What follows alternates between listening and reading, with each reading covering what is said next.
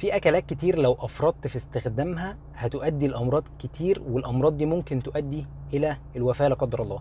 اول حاجه هي المشروبات المسكره، المشروبات الغازيه اللي مليانه سكر والميلك تشيكس والكلام اللي زي كده. الدراسات اثبتت ان هو فعلا مضر جدا.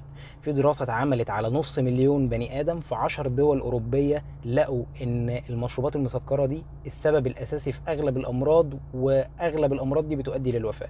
يجي بعد كده الاكل الجاهز والفاست فود، اللي برضو الدراسات قالت ان هو قيمته الغذائيه بتكون قليله قوي، ويفضل ان انا لو اكل اكل معمول من حبوب كامله. بلاش ان انا اعتمد على العيش الابيض، بلاش ان انا اعتمد على الكورن فليكس، بلاش اعتمد على الاكل ده، واخد اكل معمول من حبوب كامله. نيجي بعد كده للعصاير المعلبه، هتشبعك اقل وسعراتها بتكون اكتر، وبيكون كميه السكر فيها سكر الفركتوز بيكون كميته عاليه. وفي دراسات قالت ان الاستهلاك الفركتوز بكميات كبيره ممكن يؤدي لمشاكل في الكبد، وممكن يؤدي لتلف الكبد اصلا. الحاجه اللي بعد كده هي الاكل المقلي، ودي عملنا عنها فيديو منفصل.